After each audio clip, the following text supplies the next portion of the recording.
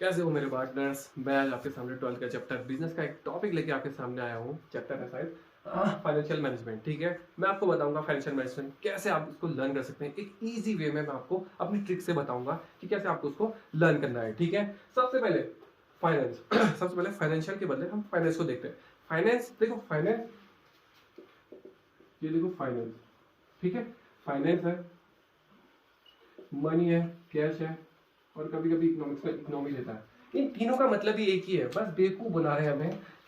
Cash accountancy में use करते हैं, ठीक है।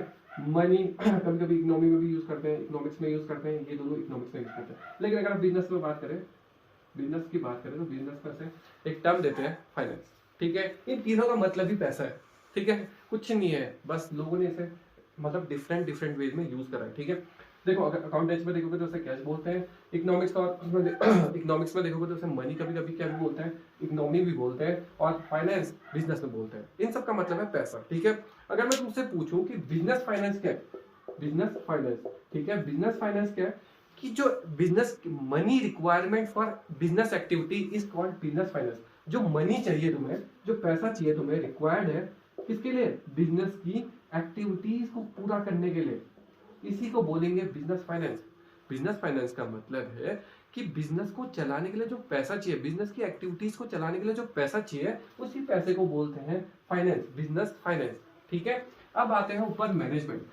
फाइनेंस, ये अभी मैंने आपको बताया कि फाइनेंस क्या है, फाइनेंस का मनी, मनी का मैनेजमेंट करने को ही क्या बोलते हैं, फाइनेंशियल मैनेजमेंट। जो मनी या फंड्स, इसमें थोड़ा सा टर्म बदल जाएगा, मनी के बदले यहाँ पे फंड्स भी आ सकता है या फाइनेंस भी आ सकता है। इस फाइनेंस को मैनेजमेंट करने को क्या बोलते हैं, फाइनेंशियल मैनेजमेंट। मैनेजमेंट करने का मतलब, अब मैं तुम्हें मैनेजमेंट मैनेजमेंट का एक डेफिनेशन दूंगा, एक वर्ड दूंगा, और उससे आपको एक मिनट में आपको समझ आ जाएगा क्या है। ठीक है, आप देखो मैनेजमेंट, मैनेजमेंट का मतलब सीधे मैनेजर के पास जाओ। अब मैनेजर, या तुम देखो मैं एक ट्रिक बताता हूँ। MS धोनी, ये तो पूरी दुनिया ने नाम सुना है, सबसे बड़ा खिलाड़ी MS धोनी। इसका मतलब है इस मैनेजमेंट में, इस M का मतलब है महेंद्र सिंह धोनी।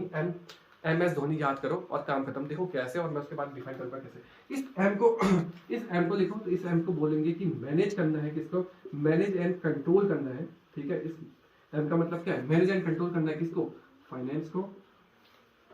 S का मतलब है स्मूथ चलाना है, smooth and utilization of funds, या कहें फाइनेंस। ठीक है, और इसका देखो, डी फॉर करना है डेवलप करना है, हमारे जो रिक्वायरमेंट्स है उसको पूरा करना है, रिक्वायरमेंट्स जो रिक्वायरमेंट्स है उनको फुलफिल करना है, रिक्वायरमेंट को फुलफिल करना है, किसको, फाइनेंस या फंड्स को रिक्वायरमेंट्स के फुलफिल करना है। ठीक है, और जो जो नेसेसरी चीजें हैं, जो जो नेसेसरी हमारे लिए फंड्स है, उनका क्या करना है, अवेलेबल कराना है, या ओवरऑल नेसेसरी जो फंड्स है उनको अवेलेबल कराना है, किसने, बिजनेस में। टू अटेन, इन सब का ऑब्जेक्टिव क्या होगा, टू अटेन या मैनेज करना फाइनेंस को।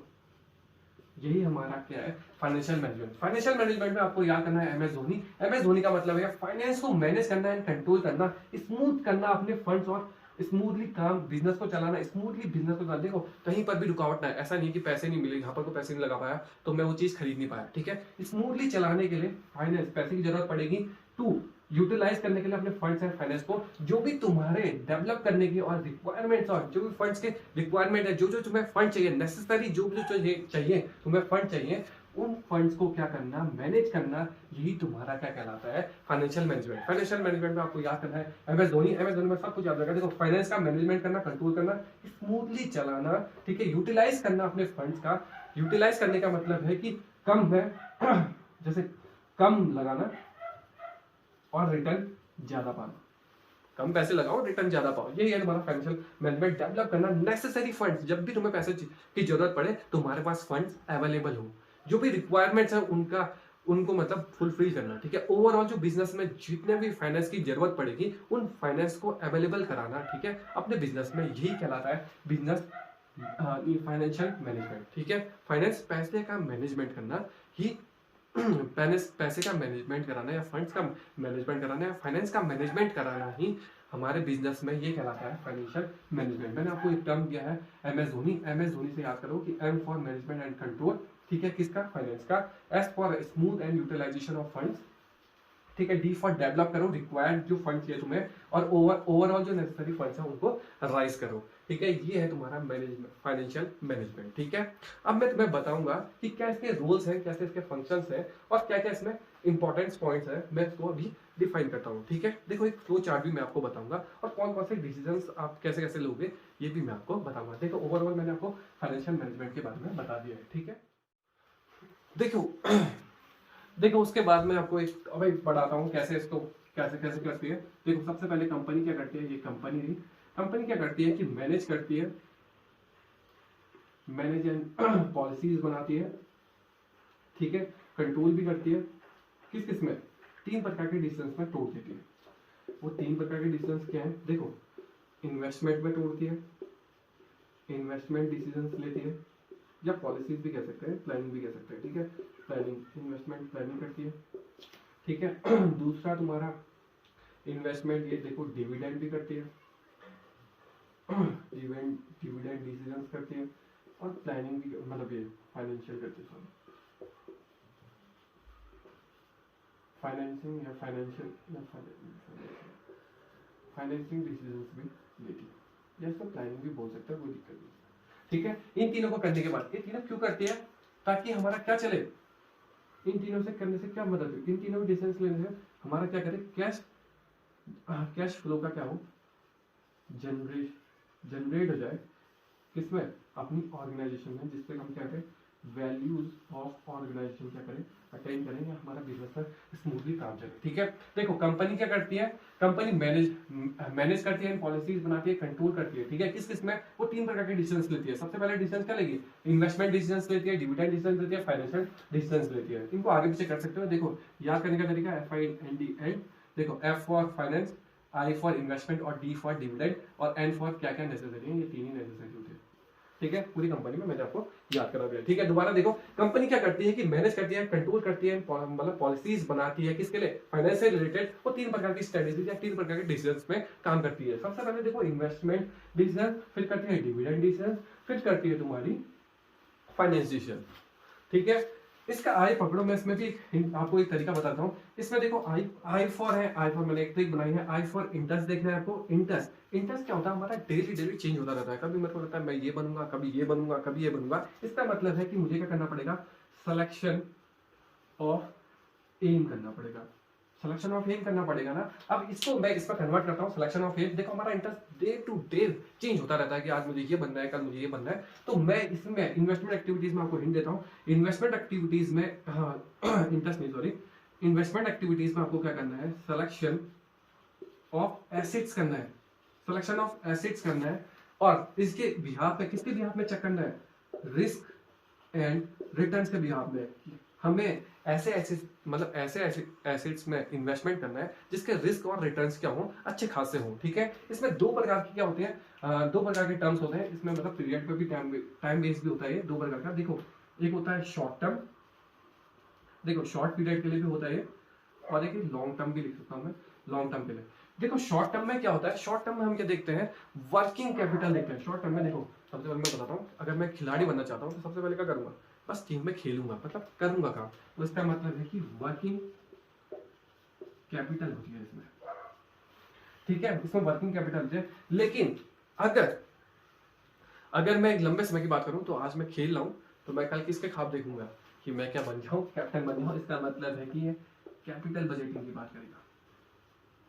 जब हम लॉन्ग टर्म की बात करें तो कैपिटल बजटिंग की बात करेगा, ये वर्किंग कैपिटल की बात करेगा, ठीक है। शॉर्ट टर्म में हम क्या करेंगे, काम करेंगे, तो उसे बोलते हैं वर्किंग कैपिटल। लॉन्ग टर्म की बात करें तो हम क्या करेंगे, कैपिटल बजटिंग की बात करेंगे, ठीक है। दोबारा देखो इन्वेस्टमेंट एक्टिविटीज किसके बिहाफ पे काम करती है, कि हमें पैसा लगाना है, किसमें, सिलेक्शन ऑफ एसेट्स में पैसा लगाना है जिसके रिस्क और रिटर्न्स अच्छे खासे हो, ठीक है। रिस्क कम हो, रिटर्न ज्यादा हो, ठीक है। सपोज करो मशीनरी में, हमने मशीनरी में देखो एसेट्स मशीनरी टाइप के होते हैं, मशीनरी बिल्डिंग्स पर हम पैसा लगाना है, इसी को बोलते हैं हम क्या करते हैं, सिलेक्शन ऑफ एसेट जिसके रिस्क और रिटर्न अच्छे खासे हो। ये 2 प्रकार का होता है, शॉर्ट टर्म और लॉन्ग टर्म। शॉर्ट टर्म में देखो, शॉर्ट टर्म में मैं क्या करूंगा, सपोज करो मैं नया टीम में आया तो मैं खाली खेलूंगा, छोटे समय के लिए क्या करूंगा, मैं खेलूंगा। लेकिन देखो मैं अभी तो लर्नर बनूंगा, फिर बाद में लीडर बनूंगा। उसी प्रकार से क्या होगा, पहले मैं लर्नर बनूंगा जिसमें वर्किंग करूंगा, अपने हार्डवर्क करूंगा, उसके बाद लर्नर के बाद क्या बन जाऊंगा, उसके बाद लीडर बनूंगा। लीडर बनने का मतलब है कि मैं कैप्टन बन जाऊंगा। इसका मतलब है कि कैपिटल बजटिंग आएगा इसमें, और वर्किंग कैपिटल जो हमारी डेली बेस की चल रही है वो वर्किंग कैपिटल का भी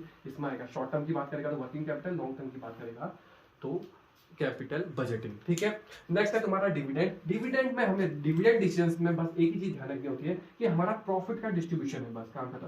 प्रॉफिट का डिस्ट्रीब्यूशन, ठीक है, जो प्रॉफिट का डिस्ट्रीब्यूशन है किसमें, इसमें एक तरीका बताता हूं। देखो एक होते हैं शेयर होल्डर, एक होते हैं डिवेंचर होल्डर। बच्चे इसमें कंफ्यूज रहते हैं डिवेंचर होल्डर और शेयर होल्डर में। देखो share holder S S for, इसका मतलब शेयर होल्डर को क्या मिलता है, डिविडेंड मिलता है, और डिवेंचर वालों को क्या मिलता है, इंटरेस्ट मिलता है। एस फॉर साली, साली को प्यार होता है किससे, देवर से। और आई फॉर डिविडेंड, देवर है, देवर क्या बोलता है पता है तुम्हें, 1 2 3 बोलता है, इसका मतलब आई मिस यू कुछ भी बोल सकता है। तो आई इन डिवेंचर होल्डर को क्या, डिवेंचर होल्डर क्या देता है, डी और डी दोनों एक साथ नहीं होता। डिवेंचर को डिविडेंड नहीं मिलता, डी और डी नहीं होता, तो शेयर होल्डर को मिलता है डिविडेंड और डिवेंचर को मिलता है इंटरेस्ट। ठीक है, इसका मतलब दोबारा देखो, डिविडेंड डिसीजंस का मतलब है कि तुम्हारा जो प्रॉफिट है, जो तुम्हारा नेट प्रॉफिट है, उसका डिस्ट्रीब्यूशन कैसे करें। ठीक है, कितना रिजर्व में रखें, कितना प्रॉफिट बांटे, मतलब उसका मैनेजमेंट करना, उस प्रॉफिट को कैसे मैनेज करें, इस डिविडेंड डिसीजंस में काम आता है। ठीक है, प्रॉफिट का कैसे मैनेजमेंट करें, कैसे डिस्ट्रीब्यूशन करें, इसको अपने शेयर होल्डर्स को, डिवेंचर होल्डर्स को, जो भी मतलब अपने हमारे शेयर होल्डर्स हैं, जो प्रीफरेंस शेयर वाले हैं, उन सबको कैसे मैनेज करें, प्रॉफिट को कैसे डिस्ट्रीब्यूट करें, ये आता है डिविडेंड डिसीजन में। इन्वेस्टमेंट में क्या आता है कि हम क्या कहां पर पैसा लगाएं, इसमें आएगा कि प्रॉफिट को कहां कहां बांटे। और देखो फाइनेंस एक्टिविटीज क्या है, फाइनेंस एक्टिविटीज है कि कौन से फंड, मतलब हम कहां से फंड क्या करें, राइज करें, नेसेसरी कहां से, मतलब रिक्वायरमेंट्स क्या क्या रिक्वायरमेंट्स हमें पैसे की, कहां से पैसे की पूर्ति करें, ये आएगा तुम्हारा फाइनेंशियल डिसीजंस में। डिविडेंड में कैसे प्रॉफिट को बांटना है, इन्वेस्टमेंट में कहां पर को इन्वेस्ट करना है, कहां पर को पैसे लगाने हैं। दोबारा देखो, इन्वेस्टमेंट में आएगा कहां पर पैसे लगाने हैं, डिविडेंड में आएगा कहां पर को पैसे बांटने हैं, ये मतलब प्रॉफिट को बांटना कैसे, कौन कितने रिजर्व बनाए, कितने प्रॉफिट बांटे, ये किसमें सारे डिसीजन किसमें आएंगे, डिविडेंड डिसीजन में। फाइनेंशियल डिसीजंस में कहेंगे कि अपने फंड्स कहां से राइज करें, कहां पर से हमें क्या मैक्सिमम, जहां पर से हमें पैसा, देखो पैसा ज्यादा मिले, रिटर्न कम लेना पड़े, मतलब ऐसे सोर्सेज ढूंढने पड़ेंगे जहां से हमें रिक्वायरमेंट, जब चाहो तुम फाइनेंशियल लिक्विडिटी, जब चाहो तुम फ्यूचर बेनिफिट्स मिले, लिक्विडिटी मिले, जब चाहो तुम राइज कर सकते हो। ठीक है, ओवरऑल नेसेसरी फंड्स को क्या कर सकते हो, एकदम स्मूथली चला सकते हो। ठीक है, जब तुम्हें पैसे की जरूरत है तब तुम्हारे पास उसकी प्लानिंग है, प्रॉपर प्लानिंग है, मतलब तो जब तुम्हें पैसे चाहिए तब तुम्हारे पास पैसे अवेलेबल हो जाए। डिविडेंड जब तुम्हारा प्रॉफिट को डिस्ट्रीब्यूट करना है, कैसे डिस्ट्रीब्यूट करना है, कैसे उसका मैनेज करना है, कितना रिजर्व में डालना है, कैसे शेयर होल्डर्स को बांटना है, ये सब डिविडेंड डिसीजन।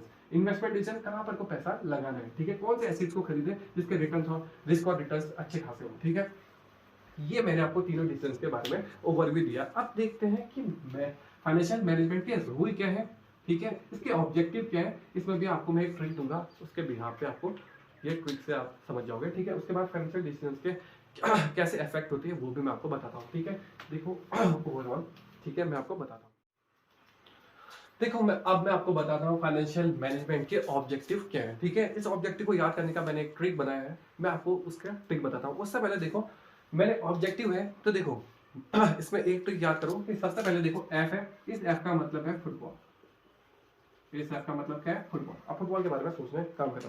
देखो फुटबॉल, कोई अगर फुटबॉल खेलता है तो उसका ख्वाब होता है कि उसका कैसा कैसा बनना है, क्रिस्टियानो रोनाल्डो जैसा बनना है ना, इसका मतलब है कि सीआर जैसा बनना है, इसका मतलब है कि उसे कैसा बनना है, सीआर। और सीआर बनने के लिए क्या करना पड़ेगा, होमवर्क करना पड़ेगा, मतलब होमवर्क, उसकी तरफ होमवर्क करना पड़ेगा, बस काम खत्म, सारे ऑब्जेक्टिव इसी के अंदर खत्म हो जाएंगे। इसका मतलब है कि फाइनेंशियल मैनेजमेंट में अगर आपको ऑब्जेक्टिव याद करने हैं तो बस यार दिमाग में रखना कि एफ फॉर फुटबॉल, और मेरा एम क्या होता है फुटबॉल, अगर मैं फुटबॉलर बनना चाहता हूं तो मेरा एम क्या होगा कि मैं CR7 या CR क्रिस्टियानो रोनाल्डो की तरह खेलूं। तो ठीक है, सबसे पहले देखो इसका मतलब है कंट्रोल करना। ठीक है, इसका ऑब्जेक्टिव क्या होता है, कंट्रोल करता है। ठीक है, सी फॉर कैपिटल बजटिंग करता है। कैपिटल बजटिंग किस में आता है, मैंने आपको बताया था कि कैप्टन कब बनोगे तुम, जब लॉन्ग टर्म हो, किसका, फाइनेंशियल डिसीजंस का।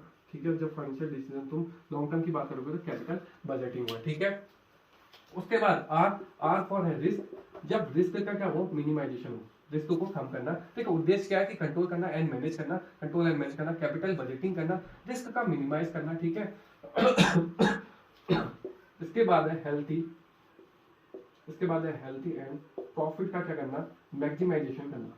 हेल्थी एंड प्रॉफिट का क्या करना, मैक्सिमाइजेशन करना। उसके बाद है W4 है, ये है तो आपका होगा वर्किंग कैपिटल मैनेजमेंट, मैं MEGP लिख रहा हूँ, वर्किंग कैपिटल मैनेजमेंट। और एक चीज और होगी इसका, वेल्थ मैक्सिमाइजेशन।